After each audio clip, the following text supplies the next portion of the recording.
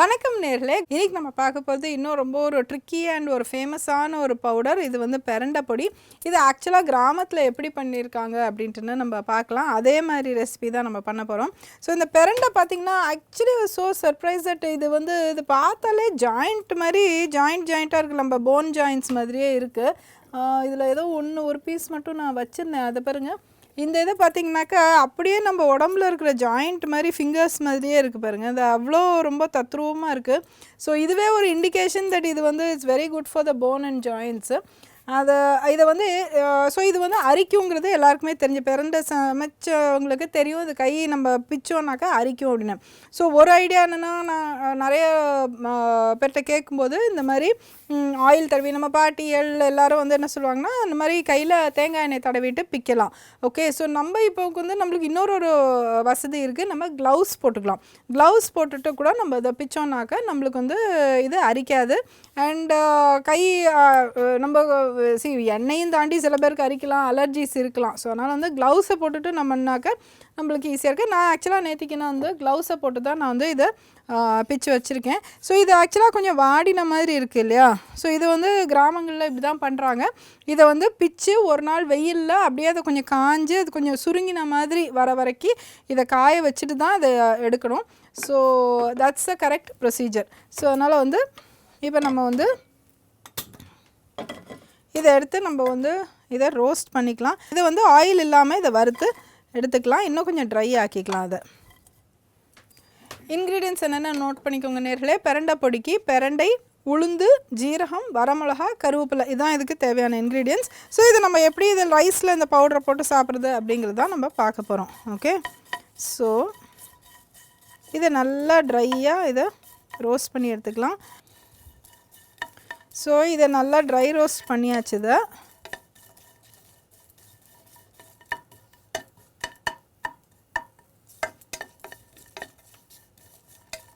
Okay, இப்போ இதை வந்து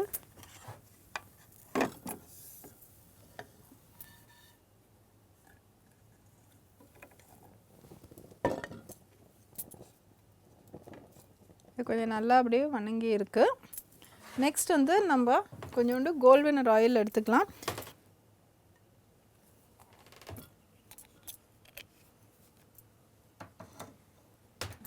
இதில் வந்து நல்லா ஹீட் பண்ணிவிட்டு உளுந்து, ஜீரகம், அப்புறம் வரமிளகா,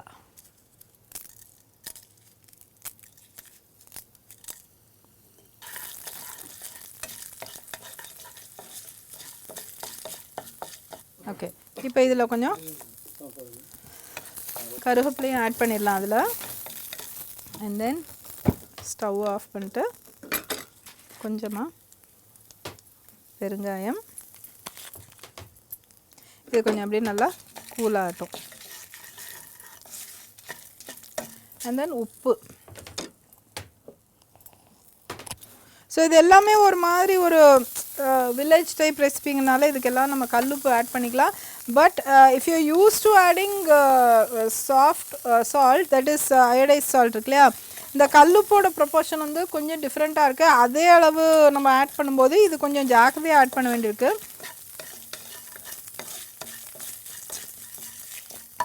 சரி, இப்போது நம்ம வந்து இந்த பிரண்டையும் இப்போ கொஞ்சம் கூலாயிருச்சு. இதை வந்து நம்ம இதில் ஆட் பண்ணிடலாம்.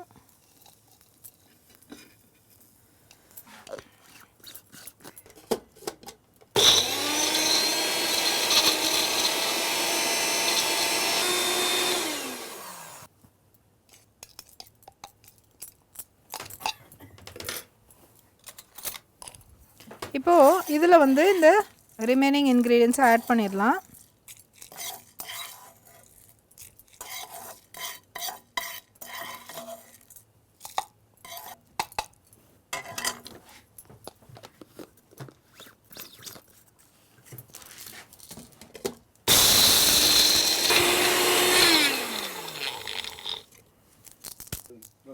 இப்போ வந்து இதில் நம்ம போட்டுட்டு நல்லா மிக்ஸ் பண்ணிவிட்டு, ஏன்னா அந்த ஆயில்ஸ் எல்லாமே இதில் இருக்கிறதுனால 1-2 பீசஸ் அரைப்படாமல் இருக்கிறத வந்து நம்ம திருப்பியும் எடுத்து அரைச்சிக்கலாம்.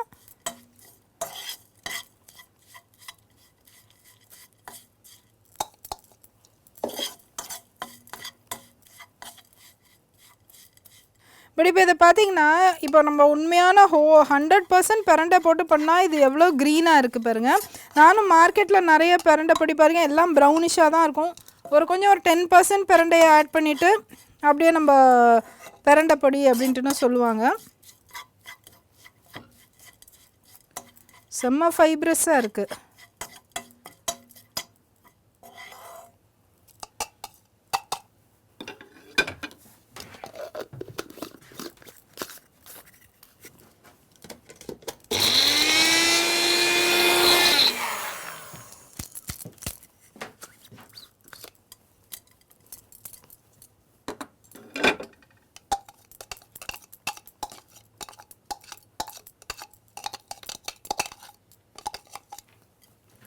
ஓகே, இப்போ வந்து நம்ம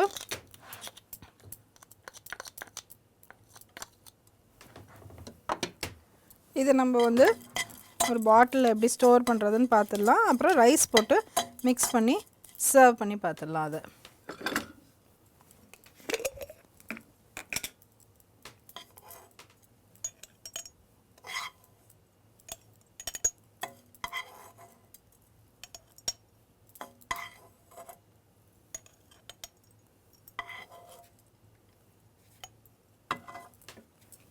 ஸோ இந்த மாதிரி வந்து நம்ம பிரண்டை பொடி எடுத்து நம்ம ஸ்டோர் பண்ணி எடுத்து வச்சுக்கலாம்.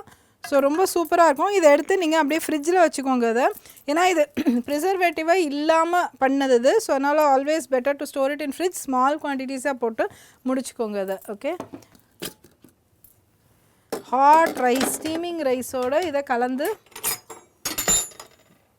நம்ம எடுத்துக்கலாம்.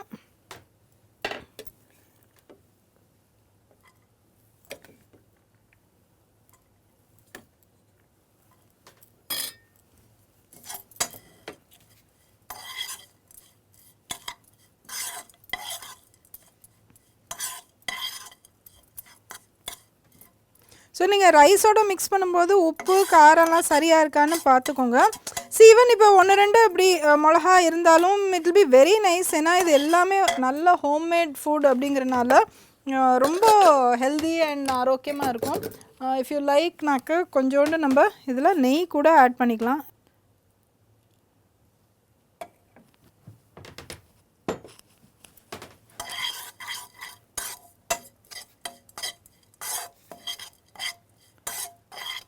உப்பு பெருங்காயம் போட்டு இது அழகாக ஒரு ரொம்ப ஹெல்த்தியான ஒரு லஞ்ச் பாக்ஸ் ஸ்நாக் ஆகும்.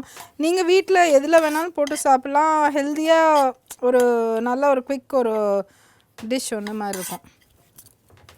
ஓகே, ஸோ இதை எப்படி சர்வ் பண்ணுறதுன்னு பார்த்துடலாம்.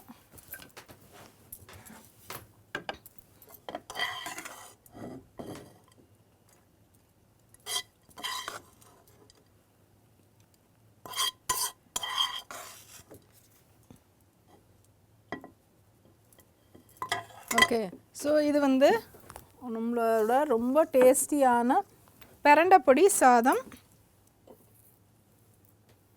ஸோ ஐம் ஷுர் நீங்கள் ரொம்ப என்ஜாய் பண்ணுவீங்க. And to taste it and see and you'll really like it. கட்டாயம் செஞ்சு பாருங்கள். இந்த மாதிரி கொஞ்சம் கிராமத்து ரொம்ப டேஸ்டியான ஹெல்த்தியான பொடிஸ் அண்ட் சட்னிஸ் நம்ம வீட்டில் பண்ணும்போது அதோட டேஸ்ட் ரொம்ப நல்லாயிருக்கும். அண்ட் ஆல்சோ இதை சாப்பிட்ட உடனே நம்மளுக்கு நார்மல் ஃபுட்டோட டேஸ்ட்டே இன்னும் நல்லா வரும். ஸோ இட்ஸ் ரியலி லைக் ரிஜுவினேட்டிங்காக இருக்கும். நம்மளோட இம்யூன் சிஸ்டம் எல்லாத்தையுமே அண்ட் பாடியோட ஹீலிங் பவருக்கு வந்து இன்னொரு போல்ஸ்டர் கொடுத்த மாதிரி இருக்கும். ஸோ கட்டாயம் செஞ்சு பாருங்கள். We'll meet again next week. You have a great weekend. நிகழ்ச்சியை தொடர்ந்து பாருங்கள். அடுத்த பகுதியில் நிறைய இன்ஃபர்மேஷன் ஆன் ஹெல்த் அவேர்னஸ் பற்றி கொடுத்துட்ருக்கோம். ஸோ நீங்கள் நிகழ்ச்சியை தொடர்ந்து பாருங்கள். நாங்கள் உங்களை அடுத்த வாரம் மீண்டும் சந்திக்கிறோம். டில் தென் see you, bye. நன்றி, வணக்கம். வணக்கம் நேர்களே. கோல்டு வின்னர் வழங்கும் சுவையும் ஆரோக்கியமும் நிகழ்ச்சிக்கு உங்களை அன்புடன் வரவேற்கிறோம். இன்னைக்கு நம்ம நிகழ்ச்சிக்கு டாக்டர் அரவிந்த் ராதாகிருஷ்ணன் அவர்கள் வந்திருக்காங்க. அவங்க கிட்ட நம்ம சந்தேகங்களை கேட்டு தெளிவு பெறலாம். வாங்க நேர்களே, நிகழ்ச்சிக்கு போகலாம். வணக்கம் டாக்டர். வணக்கம் மேடம். வணக்கம் நேர்களே. டாக்டர், இப்போ இதுவும் ரொம்ப காமனான ஒரு கண்டிஷன் பற்றி இன்றைக்கி பேசலான் இருக்கோம். ஏன்னா இதுவுமே வந்து நமக்கு தெரியும், ஆனால் இதில் தெரியாத விஷயங்களும் நமக்கு நிறையா இருக்குது. தினமே வாரத்துக்கு ஒரு தடவை எல்லாருக்கும் வரக்கூடிய ஒரு விஷயம் கோல்டு. ஸோ இந்த கோல்டு வந்தால் உடனே கூட வருது காஃப். இருமல் இல்லாத கோல்டு வந்து முடிவே ஆகாது. அது வந்து கோல்டு வந்தாலே அந்த காஃப். ஸோ இந்த காஃப் கோல்டோடு வரும். அதுக்கப்புறம் இருக்கிற கொடுமை தான் ஜாஸ்தி. அது வந்து ட்ரை காஃப் ஆகிடும். ராத்திரியெல்லாம் நீங்கள் நிற்கிற வரைக்கும் ஒன்றும் தெரியாது. ஆனால் நீங்கள் எப்போ ராத்திரி படுக்கிறீங்களோ நம்மளும் தூங்க மாட்டோம், கூட இருக்கிறவங்களும் தூங்க விடாது இந்த காஃபு.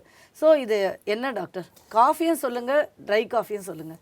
ஸோ இந்த காஃபுங்கிறது பேசிக்காக ஒரு ப்ரொடெக்டிவ் ரெஸ்பான்ஸ் மேடம். என்னென்னா நம்ம இந்த நுரையீரலில் ஏதாச்சும் ஒன்று இருக்குன்னா அதை வெளியேற்றுறதுக்கு தான் இந்த காஃபுங்கிற ஒரு ரிஃப்ளெக்ஸுன்னு சொல்லுவோம் நாங்கள் அதை.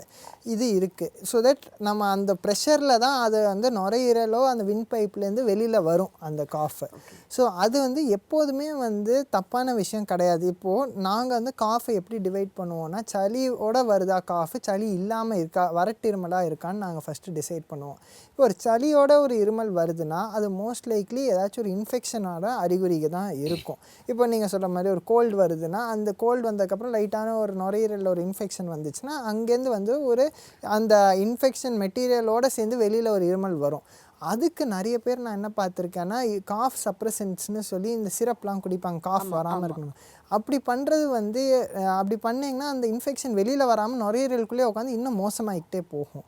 அதே நேரத்தில் வறட்டு இருமல்னால் என்னென்னா அதுக்கும் 2 விதம் இருக்குது. ஒன்று தன்னை அறியாமல் வருது, இன்னொன்று வந்து வேணும்ன்ட்டு பண்ணுறது. இப்போ வேணுன்ட்டு நிறைய பேர் என்ன இந்த கணைப்பாங்க பார்த்துருக்கீங்களா, லைட்டாக அந்த மேல் தொண்டையிலேருந்து எடுக்க ட்ரை பண்ணுவாங்க, அது ஒன்று. அதே நேரத்தில் உள்ளேருந்து தனக்கு அறியாமல் வரும். ஒரு தரம் இருமுவாங்க, அது இருமின உடனே 4-5 தரம் ரிஃப்ளெக்ஸாக சேர்ந்து இருமல் வரும். அதுக்கப்புறம் ஒரு சடனாக மூச்சு வாங்குற மாதிரிலாம் இருக்கும். இந்த 2த்துக்குமே நம்ம வந்து டிஃப்ரென்ஷியேட் பண்ணணும். ஏன்னா இந்த கணைக்கிறதுங்கிறது வேணும்ன்ட்டு பண்ணுறாங்க போது தானாக சரியாக்கிக்க முடியும். பட் ஆனால் இந்த ஒரு 4-5 தடவை சேர்ந்து பண்ணுறாங்கன்னா அது வந்து சில டைம்ஸ் அலர்ஜிக்கான ஒரு அறிகுறியாகவும் இருக்கலாம். ஓகே. ஸோ இப்போ நீங்கள் இந்த காஃப் சொல்லிட்டீங்க, இந்த காஃப் வந்து கோல்டோடு வருது, அந்த மாத்திரை சாப்பிட்டுட்டு. ஆனால் இப்போ வரைக்கும் இப்போ நீங்கள் சொல்லும் போது எனக்கு ஆச்சரியமாக இருக்குது. காஃப் வந்தாலே உடனே காஃப் சிரப் குடிக்கிறது தான் இன்னி வரைக்கும் எல்லாருமே. இப்போ நீங்கள் சொன்னோன்னே தான் புரியுது, அந்த இன்ஃபெக்ஷனை நம்ம வெளியில் போக விடாமல் தடுக்கிறோன்னு சொல்லிட்டு. இது நேர்களுக்குமே இது ரொம்ப ஒரு சர்ப்ரைசிங்கான இன்ஃபர்மேஷன் இப்போ நீங்கள் சொன்னது.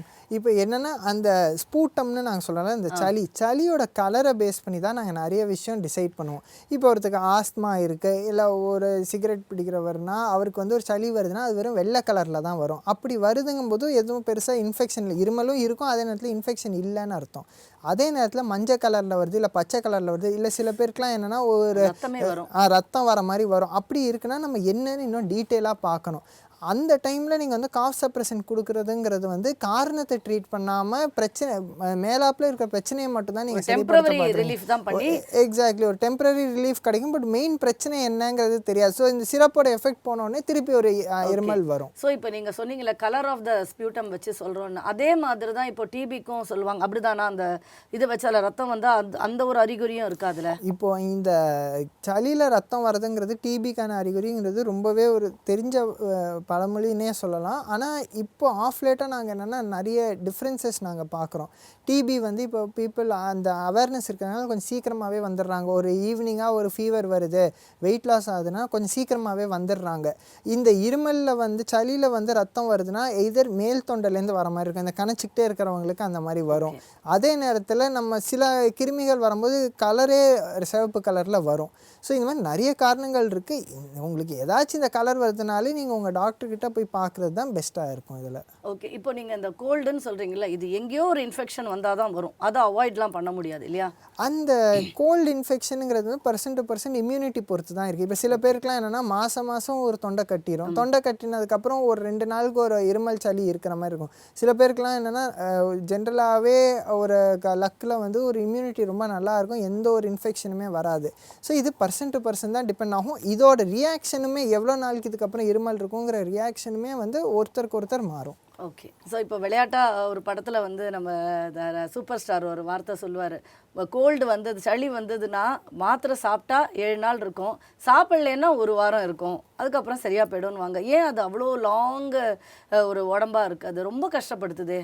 இல்லை மேடம், அது ரொம்ப கரெக்டான ஒரு விஷயம். என்னென்னா ஜென்ரலாகவே கோல்டுன்னு நம்ம சொல்கிறோம்ல, இந்த தொண்டைக்கட்டல் ரன்னிங் நோஸ்னு சொல்கிறது வந்து காரணம் நீங்கள் பார்த்தீங்கன்னா சாதாரண ஒரு வைரஸ் காய்ச்சலாக தான் இருக்கும்.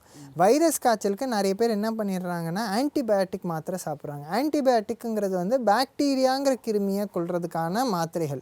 ஆனால் இருக்கிற பிரச்சனை வைரஸ் பிரச்சனை. ஸோ நீங்கள் வந்து ஏதோ ஒரு பிரச்சனைக்காக வேற என்னமோ மாத்திரை சாப்பிட்ற மாதிரி இருக்கும். ஸோ நீங்கள் மாத்திரை சாப்பிடாமையும் 7 நாளில் சரியாகும், மாத்திரை சாப்பிட்டாலும் இதுக்காக நீங்கள் சாப்பிடல அதனால ஒரு வாரத்தில் சரியாயிரும்னு சொல்லி சூப்பர் ஸ்டார் சொல்லியிருக்காரு.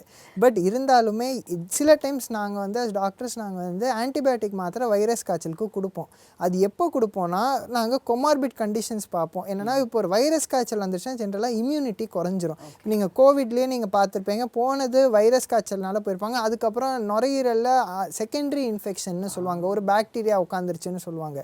ஏன்னா இந்த இம்யூனிட்டி குறைஞ்சிற உடனே அடுத்தது வேறு ஏதாச்சும் ஒரு கிருமி வந்து உட்காரும்.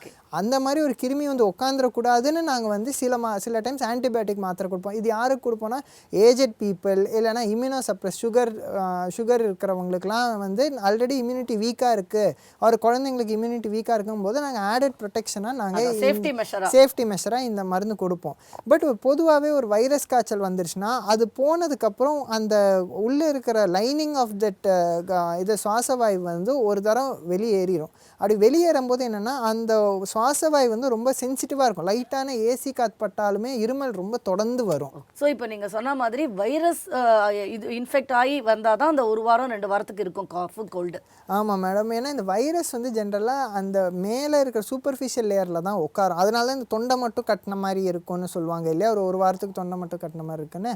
அப்போது அந்த லேயர் கலண்டு போகும்போது என்னென்னா அந்த ஒரு லைட்டான ஒரு டஸ்ட்டுக்கோ ஒரு சில் காற்றுக்குமே வந்து பாடி வந்து ரொம்ப சிவியராக ரியாக்ட் பண்ணி ஒரு 20 தரம் இருமுவாங்க தொடர்ந்து. ஆனால் சளி ஒன்றுமே வராது.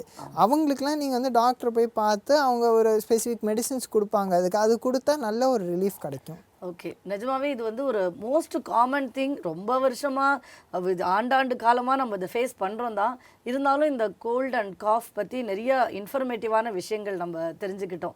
ஸோ எப்போ ஆன்டிபயோட்டிக்ஸ் கொடுக்கணும், ஏன் வந்து கோல்டு வந்ததுன்னா நம்ம வந்து சிரப்பு சாப்பிடக்கூடாதுங்கிறதெல்லாம் ஒரு புதுமையான விளக்கம் நேர்களுக்கும் ரொம்ப இன்ஃபர்மேட்டிவாக இருந்திருக்கும். ரொம்ப நன்றி டாக்டர். Thank you madam. வணக்கங்க. இன்றைக்கும் நான் வந்து அந்த டிப் ஆஃப் த டேயில் சற்று மாறுபட்ட ஒரு டிப்பு கொடுக்குறேங்க. இன்றைக்கி இருக்கிற வாழ்க்கையில் வேகத்துக்கு தான் முக்கியத்துவம் கொடுக்குறோம். ரொம்ப ஸ்பீடுக்கு வந்து ஒரு க்ளோரிஃபிகேஷன். 100 மீட்டர் வந்து இவ்வளோ குயிக்காக ஓடிட்டார், கொடுத்த பணியை 5 நிமிஷத்தில் முடிச்சிட்டாரு. அதோட வித்தியாசமாக நான் வந்து சொல்கிறது என்னென்னா, இன்றைக்கி ஒரு வித்தியாசமான ரிக்வெஸ்ட் உங்கள் எல்லார்ட்டையும், நீங்கள் பண்ணுறத கொஞ்சம் ஸ்லோவாக பண்ணி பாருங்களேன். பேசுகிறத வேகமாக பேசுகிறதுக்குள்ள கொஞ்சம் நிதானமாக பேசுங்களேன். பண்ணுற வேலையை கொஞ்சம் நடக்கிறத கொஞ்சம் நிதானமாக நடங்களேன். அப்படி பார்த்தீங்கன்னாக்கா உங்களுக்கு அந்த இருக்கக்கூடிய டெக்ஸ்டர், இருக்கக்கூடிய கண்டென்ட்டு, அந்த சுற்றுப்புற சூழலில் இருக்கக்கூடிய நிலைமை, ஏன் நம்ம இன்னொருத்தர்கிட்ட பேசும்போது அவர்களோட மனநிலை எல்லாமே புரியறதுக்கான வாய்ப்பு கிடைக்கும். இன்றைக்கி யந்திரமயமான வாழ்க்கையில் வேகத்துக்கு தான் முக்கியத்துவம் கொடுக்குறாங்களோ, விவேகத்துக்கு முக்கியம் கொடுக்கணுன்னா நீங்கள் சற்று ஸ்லோவாக எல்லாத்தையும் கொஞ்சம் நிதானமாக, அந்த நிதானங்கிறது ரொம்ப முக்கியமான வார்த்தை. அந்த நிதானத்தை பின்பற்றி பாருங்கள். நடக்கிறதில் நிதானம், பேசுறதில் நிதானம், ஏன் உணவு உண்டுவதில் நிதானம். அப்படியே கார்லேயே உட்காந்துன்னு சாப்பிட்றது, இல்லையா வண்டியில் போகும்போது சாப்பிட்றது, நினைக்காமல் சாப்பிட்றது, இதெல்லாம் நிறைய நமக்கு அந்த நிதானமாக நீங்கள் சாப்பிட்டு பாருங்கள், ருசித்து சாப்பிட்டு பாருங்கள், ருசித்து நடந்து பாருங்கள். எல்லாமே அந்த கொஞ்சம் ஸ்பீடை குறைக்கணுங்கிறது, வேகத்தை குறைச்சி நிதானத்தை பின்பற்றுங்கிறது தான் இன்றைக்கி என்னோடய டிப் ஆஃப் த டே. நன்றி, வணக்கம். என்ன நேயர்களே, நிகழ்ச்சி மிகவும் பயனுள்ளதாக இருந்தது இல்லையா? மீண்டும் அடுத்த வாரம் சந்திப்போம். நன்றி, வணக்கம்.